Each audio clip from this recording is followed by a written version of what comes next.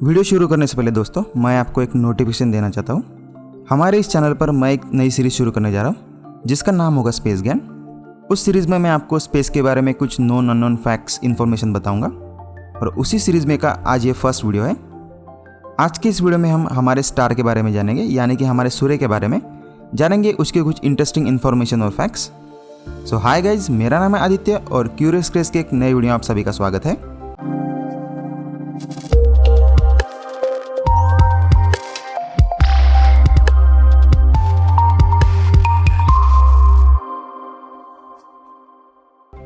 दोस्तों, इस ब्रह्मांड में लाखों करोड़ों तारे हैं और उन्हीं तारों में से एक तारा है हमारा सूर्य, जो अगर ना होता तो शायद ये जीवन सृष्टि और ये पृथ्वी होती।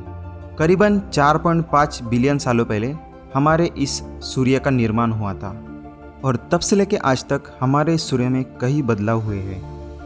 अब सबसे बड़ा सवाल ये आता है कि हमारा सूर्य किस एलिमेंट से बना है। तो मैं आपको दोस्तों बताना चाहूँगा, हमारा जो सूर्य है वो 2 गैस एलिमेंट से बना है, जो कि हाइड्रोजन और हीलियम। हाइड्रोजन का परसेंटेज हमारे सूर्य में 73.46% है और जो हीलियम है वो 24.85% है और 1.69% हेवियर गैसेस है, जैसे कि ऑक्सीजन, नाइट्रोजन, कार्बन डाइऑक्साइड। जब दोस्तों 2 हाइड्रोजन पार्टिकल्स का फ्यूजन आपस में होता है तब जाकर एक हीलियम का एक पार्टिकल बनता है और उसी प्रोसेस को हम थर्मोन्यूक्लियर फ्यूजन बोलते हैं। और इसी प्रोसेस के कारण हमें दोस्तों धरती पर हीट और सोलर एनर्जी मिलती है। दोस्तों, जब हमारे सूर्य को हम पृथ्वी से देखते हैं तो उसका साइज़ हमें एक फुटबॉल की तरह दिखता है, लेकिन अगर एक्चुअल साइज़ की बात करें तो हमारा सूर्य इतना बड़ा है कि हमारे पृथ्वी जैसे 10 लाख पृथ्वियाँ उसके अंदर समा सकती है। तो आप इससे अंदाज़ा लगा सकते हैं सूर्य कितना विशाल है। अगर नंबर्स की बात करें, हमारे सूर्य का सरफेस एरिया है करीबन 6.9 × 10⁻12, यानी कि 12,000 गुना पृथ्वी के मुकाबले। तो दोस्तों, अभी दूसरा सवाल ये आता है कि हमारे पृथ्वी से सूर्य का अंतर कितना है।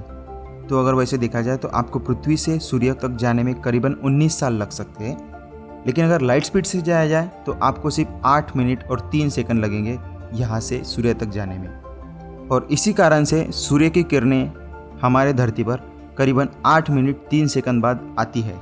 अब इतना बड़ा ये विशालकाय आग का गोला है, तो इसका ग्रेविटेशनल फोर्स भी काफ़ी बड़ा होगा।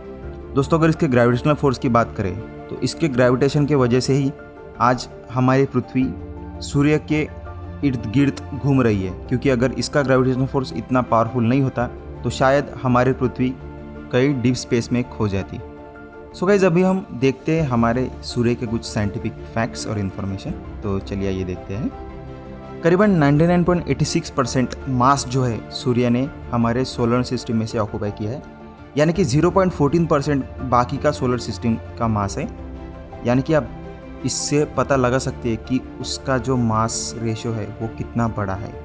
और इसी वजह से सूर्य का कोर का टेम्परेचर करीबन 15 मिलियन तक जाता है और सरफेस टेम्परेचर करीबन 5600 डिग्री सेल्सियस रहता है।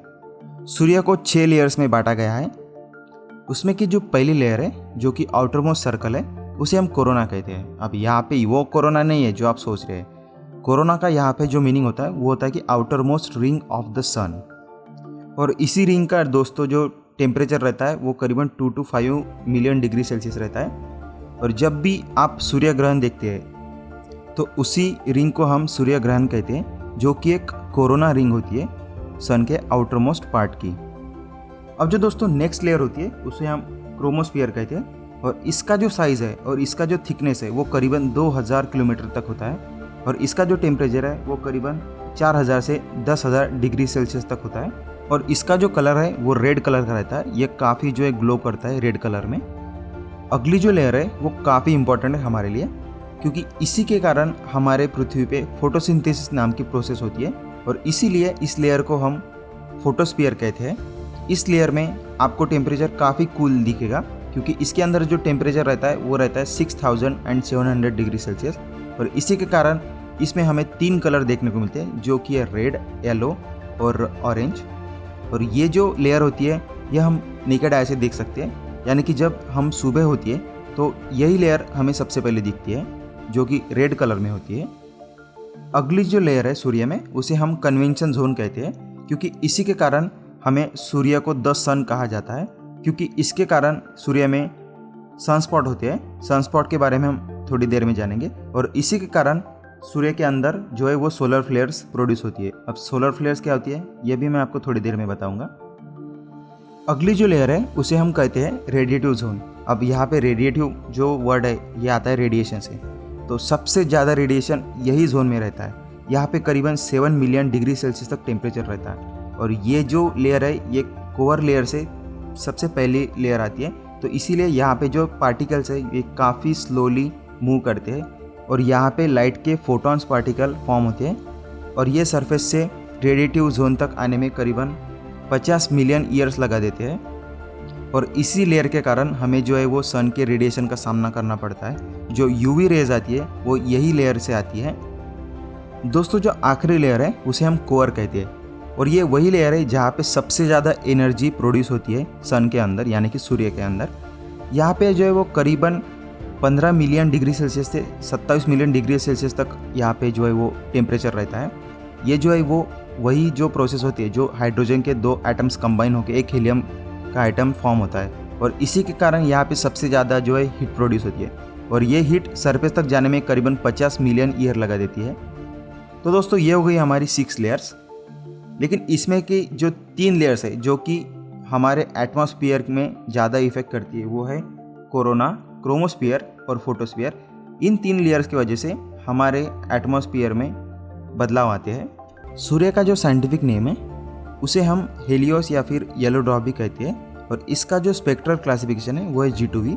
अब स्पेक्ट्रल क्लासिफिकेशन क्या है? स्पेक्ट्रल क्लासिफिकेशन ये होता है कि स्टार्स को हर कैटेगरी में क्लासीफाई किया जाता है। तो उसके हिसाब से G2V ये हमारा क्लासिफिकेशन है। हम उस कैटेगरी में बैठे जहाँ पे सूर्य का टेम्परेचर 5600 से 7000 डिग्री सेल्सियस तक रहता है। दोस्तों अगर सूर्य की स्पीड की बात की जाए तो सूर्य जो है वो करीबन 220 किलोमीटर प्रति सेकंड की रफ्तार से जो घूमता है और करीबन 225 से 250 मिलियन ईयर्स इसको एक गैलेक्सी का राउंड कंप्लीट करने में लगता है।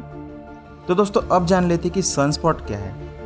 सनस्पॉट वो स्पॉट्स होते हैं सन के ऊपर जहाँ पे मैग्नेटिक फील्ड की वजह से सन के ऊपर जो है गड्ढे पड़े हैं यानी कि होल पड़े हैं। वहाँ पे जहाँ पे सबसे ज़्यादा मैग्नेटिक फील्ड का अट्रैक्शन होता है वहाँ पे जो है सन के ऊपर डार्क स्पॉट आ जाते हैं। उसके कारण जो है वो उसे हम सनस्पॉट कहते हैं। जहाँ पे सनस्पॉट होते हैं वहाँ पे मैग्नेटिक फील्ड जो है कम होती है, वहाँ का टेम्परेचर जो है वो काफ़ी कम होता है और इसी के कारण वहाँ पे सोलर फ्लेयर्स प्रोड्यूस होती है और ये सोलर फ्लेयर्स हमारे अर्थ को भी अफेक्ट करती है।